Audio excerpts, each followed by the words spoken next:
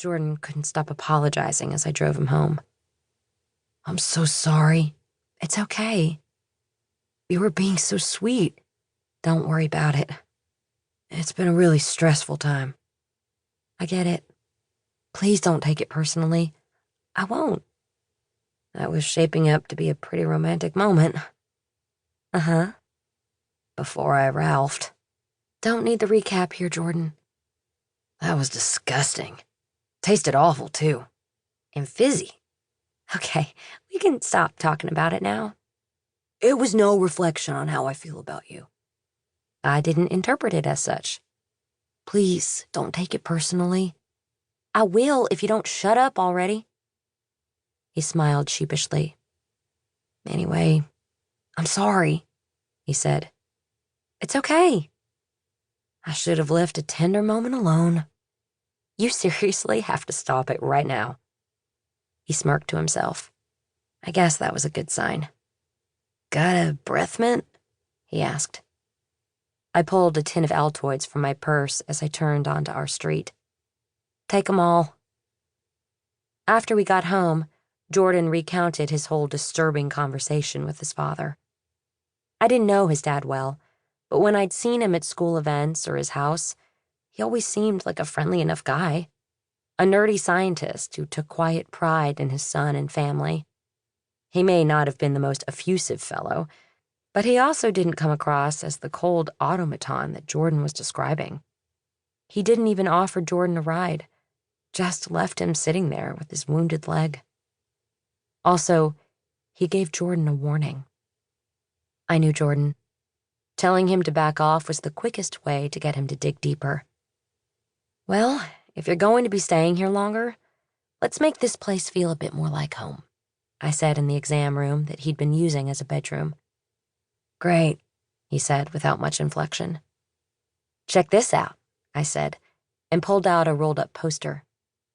I found this at a thrift store before the evacuation and had been waiting for the right occasion to take it out. This is it.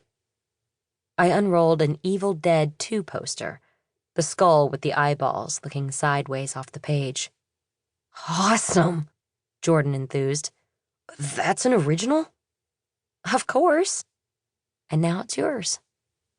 You're the best, he said, and gave me a hug that included many awkward pats on the back before he pulled away.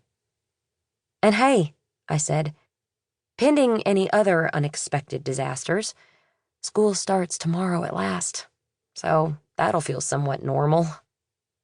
Sure, he said. Now, where's that poster buddy? I'd hoped to get a decent night's sleep before the first day of school, but once again, I woke up early to frenzied barking. Mrs. Little, the middle school librarian, arrived at our front door at 6 a.m. with her wild hound dog bouncing off the sides of its carrier. As I stood at the top of the stairs, I heard Mrs. Little telling my mom that she'd had to lure the dog into the carrier with one of Mr. Little's T-bone steaks, which it had eaten clean off the bone before the loud crunching of bone began. He got away from us, ran off into the woods, and came back like this, Mrs. Little said. Please tell me it's not rabies. He tried to bite my husband. It's not rabies, my mom said, but you may want to say goodbye to this fella.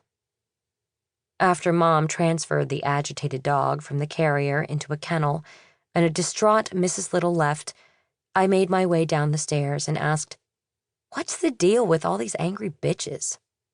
Ha, Mom said. Who knows at this point? I'll do my exam and run my tests, but I suspect we'll continue to keep Mr. Marsh busy. Ugh, I'd seen enough dog corpses and ashes to last the year. As Mom went upstairs to shower, I decided it was too late for me to try to get back to sleep. I thought all that barking, which continued from the other room, would have woken up Jordan. But when I opened his door a crack, he was sleeping the sleep of angels. I know it's a cliché, but he looked so peaceful, all that daytime tension having slipped away. I wanted to walk up to him and run my hand over his curls, kiss that forehead. That's how I would have loved to be awakened. But